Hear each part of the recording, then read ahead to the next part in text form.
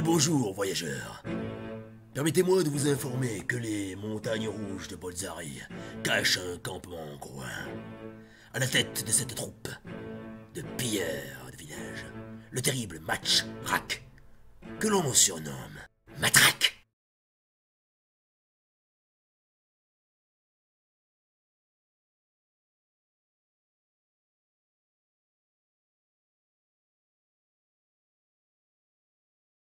Salut à vous. Alors aujourd'hui nous allons commencer ce tuto pour la réalisation de modules de jeu avec une liste de matériel qui n'est pas exhaustive, mais bon, vous aurez besoin donc de stylo billes, d'un pistolet à colle, d'une pince pour arracher le polystyrène, de la colle cristal, c'est génial, du polystyrène extrudé, c'est pas très cher, vous allez en trouver facilement.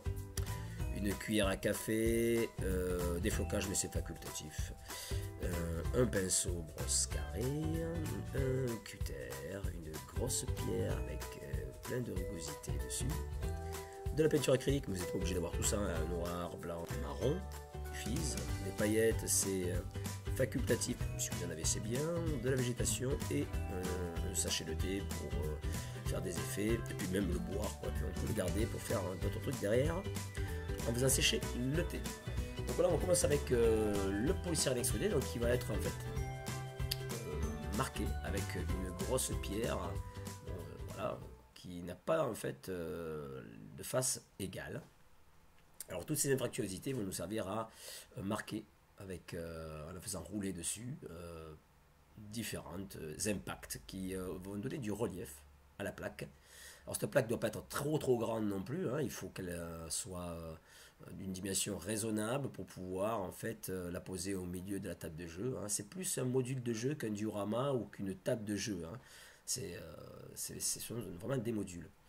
Et donc vous n'allez pas le voir à l'image, mais je vais dessiner dessus une rivière que je vais découper en biseau. Je vais enlever de la matière en découpant au cutter en biseau. Vous verrez après ce que ça donne derrière. Et en fait, en découpant en biseau, vous allez permettre d'arracher, avec la petite pince que vous serez procuré, d'arracher de la matière, d'arracher du polystyrène et faire des sortes de creux, des bosses, plein de choses très irrégulières qui se provoquent dans la nature, hein. On peut le voir si on fait de la spéléo, dans les grottes, l'argile ou la terre ou les cailloux, avec énormément d'irrégularités, des excavations. Voilà, et ça vous allez le voir sur la prochaine image. Donc on voit bien comment imprimer, hein. On prend le caillou et on le fait tourner. Voilà, comme ça. Et ça donne un aspect assez sympa. Voilà, donc on passe sur la partie l'après de la plaque. Oui, donc l'après de la plaque noire, c'est quelque chose d'assez important. Bon, beaucoup de gens le font, hein. D'autres s'en passent. Il y a plusieurs façons de faire. On peut utiliser donc un pinceau, comme vous le voyez là. On peut imaginer aussi de mettre directement la peinture sur le sujet et de prendre un autre morceau de polystyrène extrudé qui lui-même pourrait servir dans pour une autre réalisation de module. Et vous allez tout simplement l'utiliser comme une éponge, ce polystyrène extrudé, et le passer comme ça. L'inconvénient, c'est que vous n'allez pas rentrer dans toutes les infractuosités. Donc le pinceau, c'est quand même ce qu'il y a de mieux. Et donc vous voyez, là, je vous parlais tout à l'heure de cette rivière. Donc il y a vraiment, donc, en arrachant des infractuosités, et la brosse va aller là où il faut, partout. Donc le noir, c'est important parce que c'est ce qui va permettre de donner de la profondeur à votre diorama. Alors je sais que c'est un peu galère, on peint tout en noir et puis après on va devoir tout repeindre par-dessus. On peut faire du gris aussi, on peut partir sur des gris, mais c'est un petit peu comme tout, hein, quand on fait de la figurine aussi, on part sur un après noir. Voilà, donc on essaie d'uniformiser tout ça et d'étaler un maximum la peinture pour que ça sèche le plus vite possible. Si vous voulez, vous pouvez aussi utiliser un sèche-cheveux pour accélérer le temps de séchage. Voilà, après ça, en fait, on va commencer à patiner. Pas avec des rollers, hein, ou avec des patins à glace, hein. Non, non, on va patiner la plaque. Alors, comment on fait? On va utiliser, moi j'utilise du brun. Pour ce sujet-là, ce sera du brun. Et ce brun, en fait, vous allez le poser, non pas en brossé à sec, mais vous allez en prendre un petit peu suffisamment, hein. Habituellement, si on brossé à sec, on prend très peu de peinture. Alors que là, on va quand même commencer à teinter cette plaque. Donc, comme vous voyez à l'image, je tiens le pinceau vraiment à l'horizontale et je passe plusieurs fois Alors je charge pas trop le pinceau, vous allez vite comprendre en passant comme ça le pinceau plusieurs fois. Et vous allez vraiment teinter petit à petit. Voilà le noir.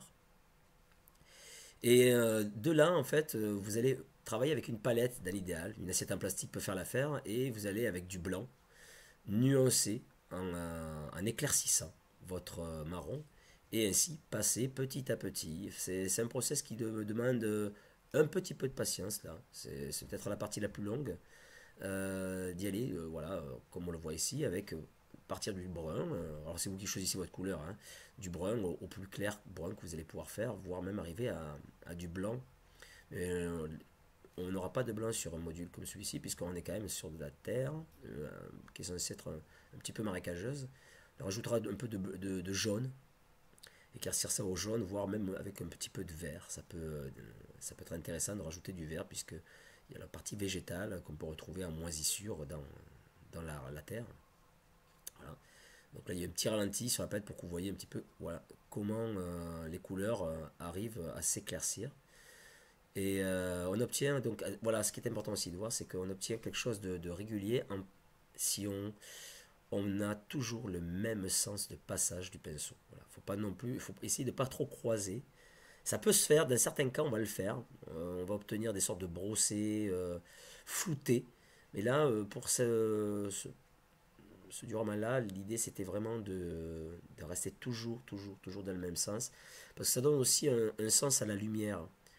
Parce qu'on a aussi une idée de lumière. Et lorsqu'on regarde le diorama, on peut imaginer que le soleil est à tel ou tel endroit. Et qu'il a une répercussion sur l'ensemble parce qu'il reflète. D'ailleurs, en parlant de reflets, je trouve un petit peu dommageable justement ces peintures acryliques. J'ai pas encore trouvé de moyen de les avoir mat.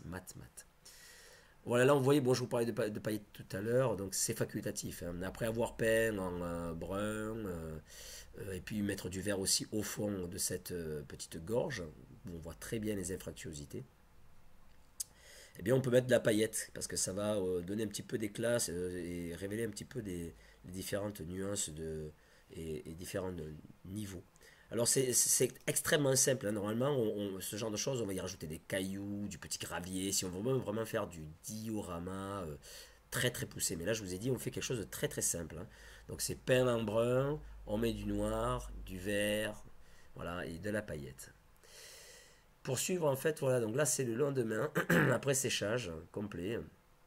Cette colle cristal que vous avez vu au début, que vous pourrez trouver en supermarché, hein, c'est très facile. Vous allez tout simplement l'appliquer au fond, voilà, comme ça. Et alors, ça fait des tas de petits boudins. C'est pas l'idéal. Habituellement, on utilise des résines qu'on fait couler, qui sont très chères, hein, et qui sont pas très pratiques à utiliser. Donc, ça sent très fort. Et puis, il y a deux produits à mélanger. Bon, enfin, je vous dis que c'est très cher, ça reste raisonnable, hein, mais voilà, si vous n'avez pas ça sous la main, avec un magasin de bricolage à côté de chez vous, vous devez trouver donc ces cols cristal qui sont des sortes de joints. Et c'est totalement translucide, et ça reste translucide. Voilà, donc vous l'appliquez, vous essayez de rentrer vraiment dans toutes les infractuosités. Et avec un gros tube comme ça, je vous dis, vous allez voir, on peut faire énormément de choses. Et à la suite de quoi, ben, vous allez prendre votre petite cuillère à café qui sera destinée, elle est condamnée à faire du diorama, celle-là, hein. Eh bien, à venir appuyer sur ce mastic, hein. C'est une sorte de mastic comme on aurait les joints néoprène, hein. Sauf que ça ne sent pas du tout fort, bien qu'il est conseillé de faire ceci dans un endroit aéré. Donc vous allez appuyer pour vraiment venir appliquer le produit, l'enfoncer convenablement, et vous voyez ça accroche bien à la cuillère, et d'ailleurs on va s'en servir juste après, parce que le fait que ça accroche, ça a un intérêt. Et on va pouvoir l'utiliser pour faire des petites vaguelettes. Voilà, puisqu'on était en montagne, et donc on est dans une plaine marécageuse, herbeuse, l'endroit bucolique où vivent les groins. Voilà. Et donc, c'est vraiment un produit très intéressant. Alors, j'en ai pas encore parlé, mais bon, vous voyez au bord donc, de ce petit ruisseau, cette petite rivière, quoi, on voit du gravier, donc ça c'est collé à la colle blanche, hein, colle vinylique. Alors vous pouvez se récupérer des petits cailloux, bon ça c'est acheté, hein, ce sont des graviers, des flocages de réseau ferroviaire qui me restaient, donc je les ai mis là. D'ailleurs, c'était peut-être pas le plus pertinent, mais bon, on peut très bien trouver donc du gravier en extérieur, le passer avec un petit tamis, hein, on va récupérer ce qu'on veut, on peut en fait créer des tas de flocages comme ça. Et concernant les pourtours, la végétation peut être aussi faite avec des éléments naturels tels que du lichen.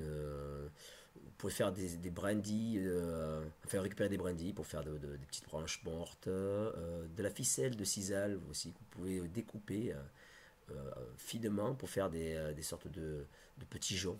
Quand vous la découpez, la ficelle de sisal, en fait, c'est une sorte de paille, quoi. Hein.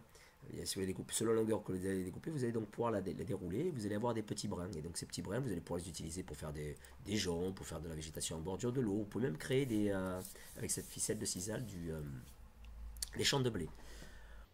Bon ben voilà, cette vidéo se termine. Je vous remercie mais vraiment, vraiment beaucoup de me suivre parce que ça fait vraiment très plaisir de voir qu'il y a des gens qui s'intéressent à ce que je fais et puis surtout ce que je peux partager. Parce que l'idée, c'est vraiment de partager ce qu'on a pour enrichir le monde, quoi. Et enrichir du moins le monde du jeu de rôle, du monde de jeux de plateau, parce qu'on peut faire d'autres choses avec ça. Hein. Et donc, je vous remercie vraiment beaucoup de m'avoir suivi. Voilà, donc je vous la fais voir, elle est là. Ce fameux, j'appelle ça un module de jeu. Hein, donc pour pouvoir faire ce module de jeu, en fait, bon, vous aurez besoin, comme vous l'avez vu, de peinture, de différentes choses hein, que vous pouvez acheter effectivement au début. Il y a peut-être un petit peu un coût. Hein, bon, mais vous voyez par exemple cette plaque de polystyrène extrudée, elle coûte, elle mesure 1,25 m je crois sur 60 de large et il y a et on paye ça 5,50 € à l'unité. Hein, ouais, donc c'est quand même très abordable.